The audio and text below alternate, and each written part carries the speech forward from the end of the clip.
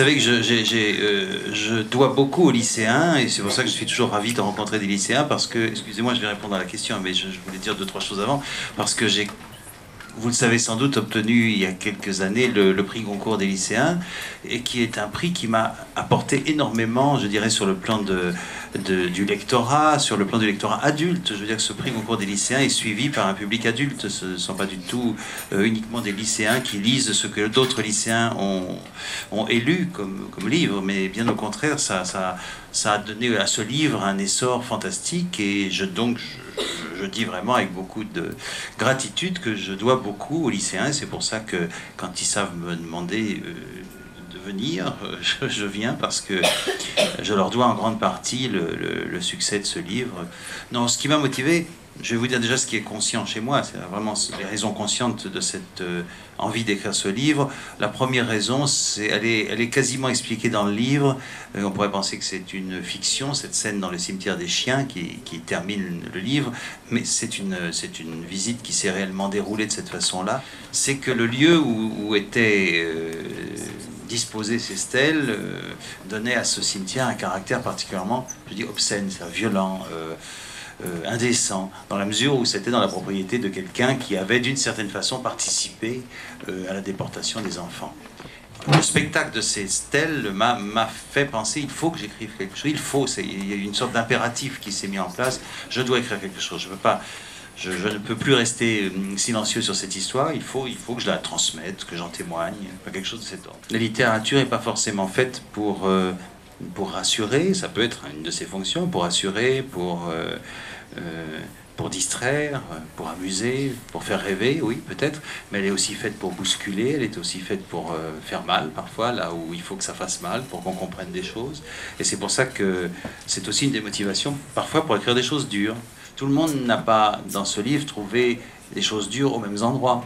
Certains me disent que c'est insupportable, le passage insupportable pour eux, particulièrement des femmes, comme vous êtes en majorité, voilà, disent que la scène où Anna, au fond, entraîne son fils dans la mort en montrant ses vrais papiers, en disant c'est mon fils, est une scène insupportable.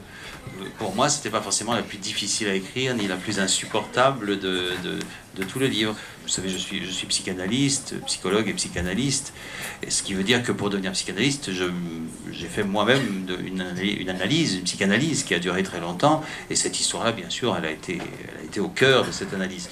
Et c'est pour ça peut-être que j'ai pu écrire ces choses dures avec la bonne distance, parce que elles étaient déjà en place au fond de moi. Mais il est vrai que s'il y a un message que j'ai eu envie de faire passer consciemment, c'est quand même l'impact et la trajectoire d'un secret de façon transgénérationnelle. Ça m'intéressait beaucoup.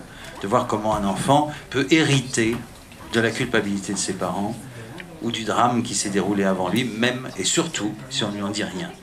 Mais je crois avoir dit une ou deux fois dans le livre, parce que c'était profondément vrai, que ce genre de secret énorme, quand on vous le cache, quand vous vivez dans la méconnaissance absolue d'une partie de votre histoire, quelque part, c'est une formule pratique, hein, mais quelque part, au fond de vous, vous en savez quand même quelque chose. Et c'est ce qui fait que le narrateur dit, au moment où tout à coup il apprend tout, je crois qu'il y a une phrase du style « j'apprenais ce que j'avais toujours su ».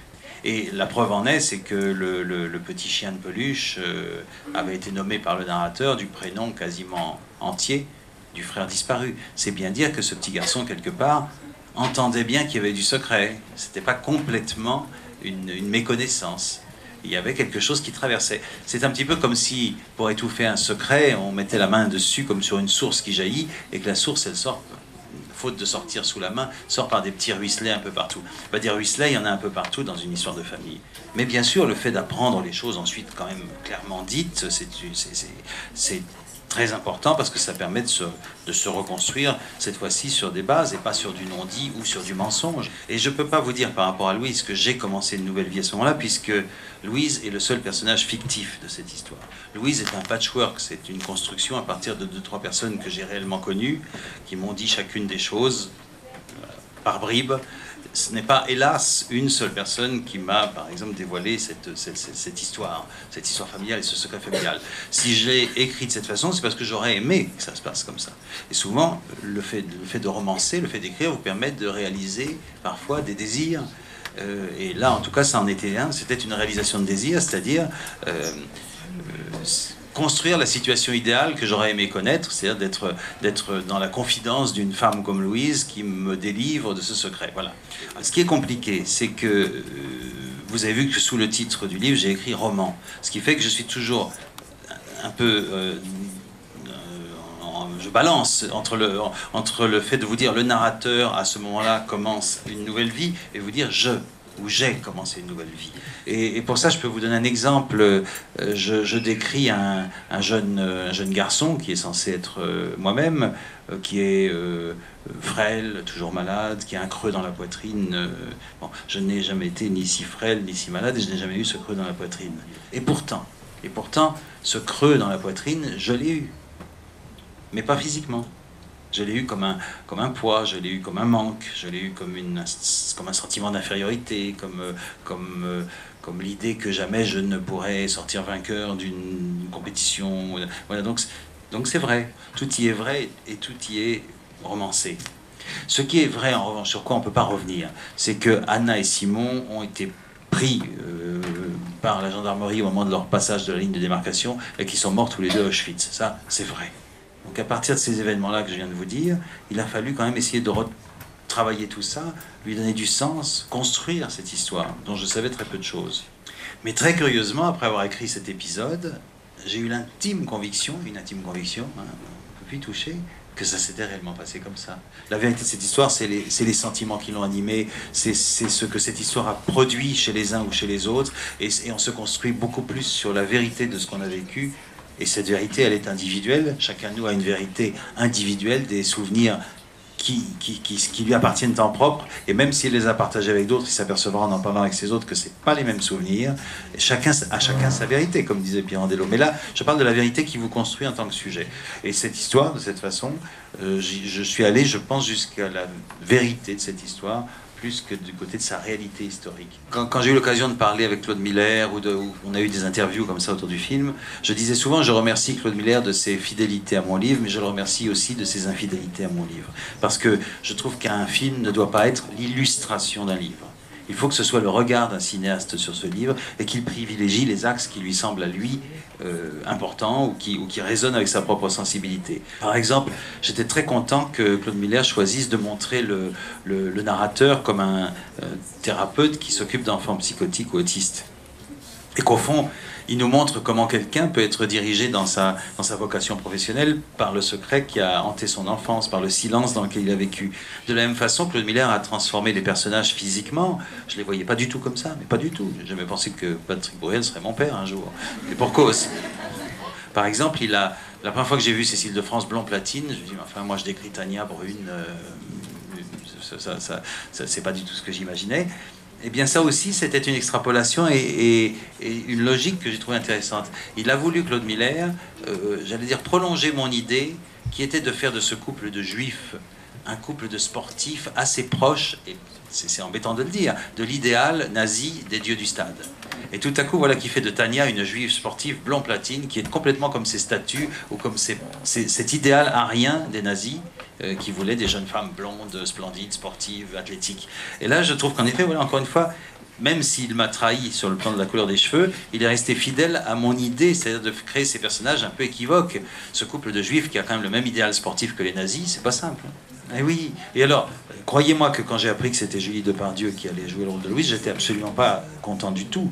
C'était même pour moi encore un contresens absolu, puisque physiquement, ça n'avait rien à voir avec le personnage que j'ai écrit. Et puis, il a fallu que je voie le film et les premières scènes pour m'apercevoir qu'elle apportait une chose bien plus importante que la boiterie ou que l'aspect physique de Louise. C'est l'humanité, c'est la chaleur, c'est qu'on a tous envie d'avoir une Louise comme Julie dans sa vie.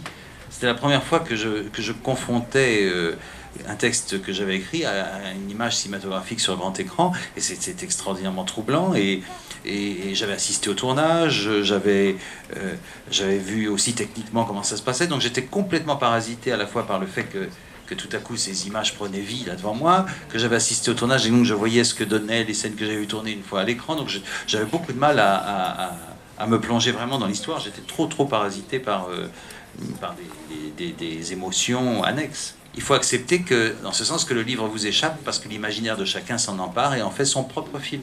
J'emploie souvent cette image parce qu'elle me semble juste. C'est une bouteille à la mer, un livre. On l'envoie, on ne sait pas qui va le recevoir et on ne sait pas comment, de l'autre côté, la personne qui va ouvrir, enlever le bouchon et regarder le message, qu'est-ce qu'il va en entendre de ce message. Vous êtes toujours surpris par ce que l'autre a reçu et il faut bien entendre que si l'autre l'a reçu, c'est que quand même il y avait ça dans ce que vous avez écrit.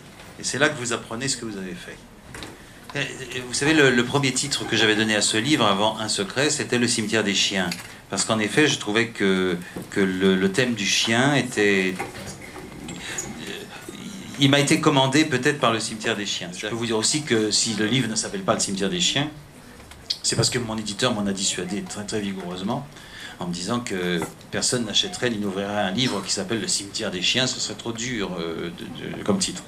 Et j'y ai renoncé d'autant plus facilement au cimetière des chiens et à sa brutalité que finalement le Un secret est assez en accord dans sa simplicité et son caractère évocatoire, en accord avec le style général et la tonalité générale du livre. Je dirais que j'ai commencé à écrire très tôt parce que même si c'était des exercices obligatoires, c'est-à-dire les rédactions, simplement, hein, à l'école, avant de faire des dissertes, on fait des rédactions. J'avais enfin un lectorat, un prof. Bon, j'avais un lecteur, enfin j'en avais un au moins dont j'étais sûr qu'il allait me lire avec attention. Et je m'apercevais que c'était un plaisir. Je ne rendais pas mes devoirs de maths avec le même plaisir.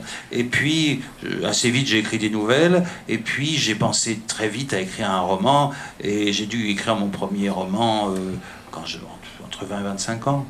Les essais de psychanalyse, j'en suis très content, ils sont très bien mes essais de psychanalyse, mais je ressens que c'était un peu comme un détour obligé parce que mes romans ne trouvaient pas preneur.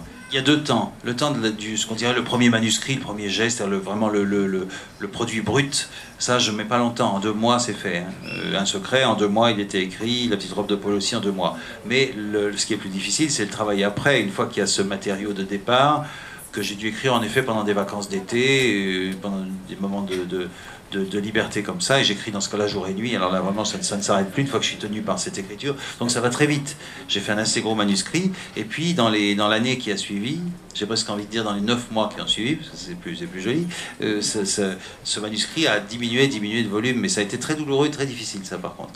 Je crois que c'était en effet nécessaire de le faire, et là il y a eu un gros travail. Merci à vous tous et puis merci à mes intervieweurs.